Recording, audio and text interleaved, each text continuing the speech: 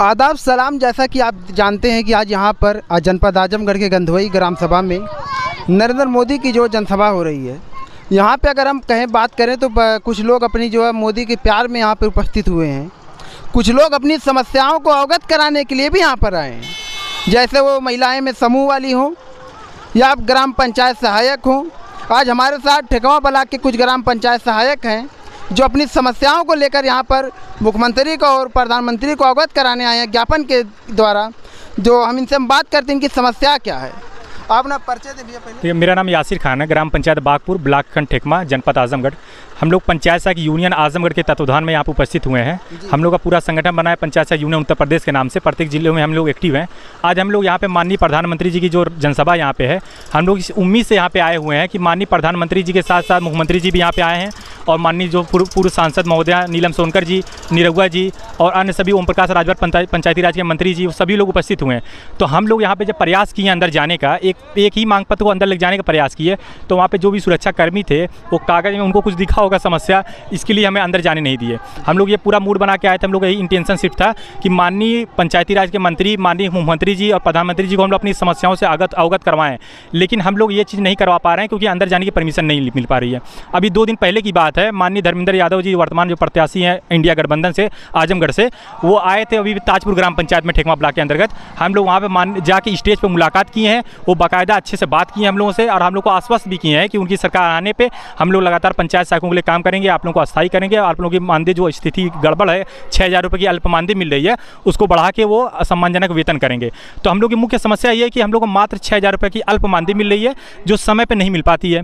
और दूसरी चीज़, हम लोग का संविदा कर्मी के रूप में रखा गया है और संविदा कर्मी का पर्यायवाची होता है पीड़ित कर्मी। और हम लोग पंचायत सहायक शुरू में थे, लेकिन वर्तमान में इस वक्त हम लोग पीड़ित पंचायत सहायक के रूप में अपना नाम कन्वर्ट करके रख दिए हैं क्योंकि हम लोग लगातार पीड़ित हो रहे हैं। और माननीय प्रधानमंत्री जी हमेशा डिजिटल इंडिया की बात करते हैं, लेकिन आप किसी भी पंचायत भवन पर जाइएगा आपको कहीं पर भी इंटरनेट नहीं दिखेगा। तो ये किस तरह का डिजिटल इंडिया है जहाँ पे इंटरनेट है ही नहीं। तो हम लोगों की मुख्य मांगे यही है कि हम लोग को अस्थायी किया जाए, मानदेय वृद्धि किया जाए और हम लोगों को इंटरनेट मुहैया करवाया जाए, पंचायत भवनों पे इंटरनेट की व्यवस्था करवाई जाए। जैसे कि आपने कहा भी यासिर भाई कि 6,000 हमको जो महीने का मान दे दिया जाए, लेकिन वो भी समय पर नहीं दिया जा रहा है। तो ग्राम विकास अधिकारी और DPRO इनके जो आला अधिकारी ऊपर के, इनसे आपने कभी अवगत कराई? जी देखिए, माननीय जो यहाँ पे DPRO महोदय हैं श्रीकांत दरबे साहब, उनको हम लोग विकास भवन पे भी इससे पहले हम लोग धरना प्रदर्शन भी किए हैं विकास भवन पे। इसी वजह से लेकर मजबूरन हम लोग बाकायदा परमिशन लेके SP साहब से हम लोग धरना प्रदर्शन विकास भवन पे किए हैं। इसके बाद स्थिति थोड़ा सा चेंज हुई थी। मैंने खुद यूनियन आजमगढ़ की तरफ से 220 पंचायत सहायकों की उनको लिस्ट बना के भेजी थी। उस 220 पंचायत सहायक में सारे पंचायत सहायक ऐसे ही थे जिनकी मानदेय किसी की 4 महीने से बाकी है, किसी की 4 महीने ज़्यादा बाकी है, मतलब न्यूनतम जिसकी मानदेय बाकी वो 4 महीने की बाकी थी 220 पंचायत सहायकों में। और आप बताइए कि 1811 ग्राम पंचायत अपने आजमगढ़ जनपद में है। अगर 1811 ग्राम पंचायतों में 200 से ज़्यादा पंचायत सहायकों की मानदेय आप रोक के रखे हैं, मात्र 6,000 रुपये की जो मानदेय, और तो इसलिए कितनी मतलब हम लोग की क्या दुर्दशा होगी, क्या काम करने की अंदर इच्छुकता पैदा होगी। हम लोगों को 6,000 रुपये में 6,000 काम करना पड़ रहा है। जैसे आपको सुबह हमें 10 बजे अटेंडेंस ऑनलाइन लगाना है, शाम को 5 बजे भी ऑनलाइन अटेंडेंस लगाना है। आप घर से अटेंडेंस नहीं लगा सकते, पंचायत भवन पर अटेंडेंस आपको लगाना है, तो मतलब 10 से 5 हमें बैठना है। और दूसरी चीज़ ये है कि सचिवालय पे अभी तक पानी की व्यवस्था भी नहीं हुई है। आप नल से जल की बात करते हैं आप ये, लेकिन आप कहीं भी सचिवालय पे देखिए आपको नल से जल कहीं आपको दिखाई नहीं देगा। इसका मतलब कि अगर आप पंचायत सहायक वहाँ बैठ रहा है तो कहीं जहाँ आपको शौचालय भी नहीं दिखेगी। एक महिला पंचायत सहायक समस्या जानते हैं आप कि हर महीने जो भी स्थिति उनकी रहती है, तो क्या वहाँ पर कैसे बैठेंगी। कुछ सचिवालय पर अभी तक कैमरा भी नहीं लगा हुआ है। मतलब जो हम लोग की मुख्य समस्या तो यही है कि हमें अस्थायी किया जाए, मानदेय वृद्धि किया जाए, लेकिन इसके अलावा भी आपको हज़ारों समस्या हम लोग के पास है। सचिवालय पर पानी ना होना, सचिवालय पर इंटरनेट की व्यवस्था ना होना, हाँ सचिवालय पे सुरक्षा ना होना। पंचायत एक गार्ड रखने के लिए बात कहा गया था कि महिला बीट पुलिस रहेंगी, अभी तक महिला बीट पुलिस की नियुक्ति नहीं हुई है। सचिवालय पे अक्सर चोरी हो जाती है, कैमरा के साथ DVR उठा ले जाते हैं।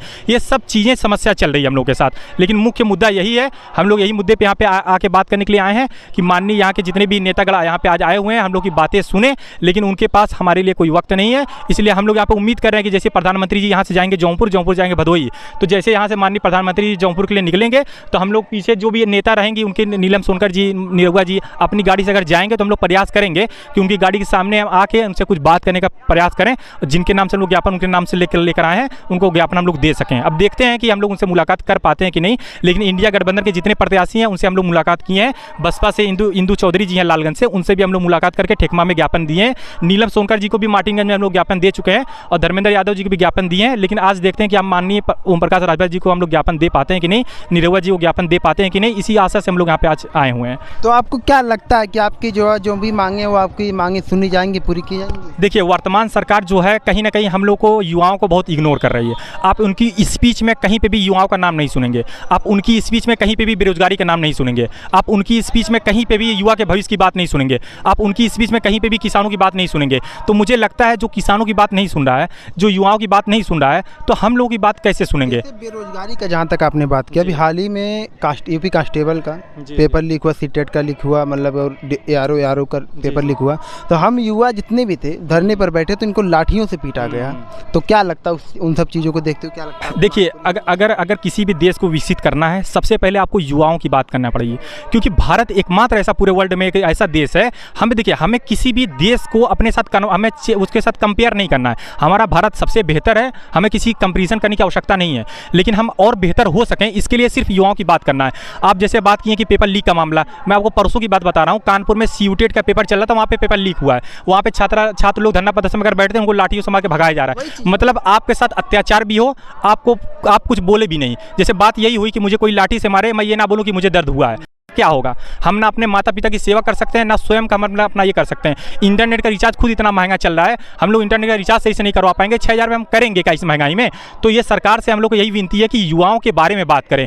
आप एक ही व्यक्ति का चेहरा बार बार नाम लेकर कितनी बार वोट जीतेंगे? अब तो हमें लगता है नाउमीदी इस सरकार से हो गई है, क्योंकि आप एक ही चेहरा सिर्फ आप दिखा रहे हो, मोदी जी का चेहरा। हम कितनी बार मोदी जी के चेहरे पर वोट करेंगे? तो मुझे लगता है इंडिया गठबंधन की अभी जल्द रैली होने वाली है। बताया, हम लोग को सूचना मिली है कि इंडिया गठबंधन के माननीय राहुल गांधी जी, माननीय अखिलेश यादव जी मदुरई एयरपोर्ट पे आने वाले हैं, हफ्ते 10 दिन के अंदर आएंगे, क्योंकि 25 मई को चुनाव है।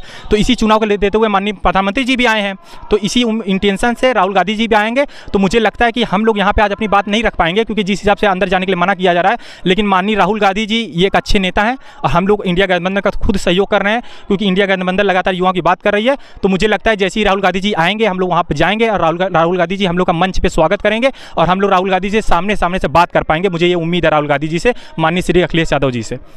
जैसा कि आपने अभी देखा, जहाँ पे इस जो लोकसभा लालगंज के अंतर्गत जहाँ पे लोगों के अंदर जो खुशी है प्रधानमंत्री और मुख्यमंत्री के आने की, तो वहीं पे कुछ लोग अपनी समस्याओं को लेकर आए जिनके दिल में कुछ दर्द है।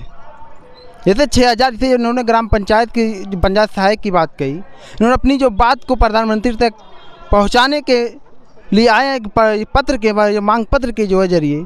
तो अब देखना ये है कि इनकी मांगें वहाँ तक पहुँच पाती हैं या नहीं। मैं यूपी क्राइम एक्सप्रेस पर अरशद जमाल।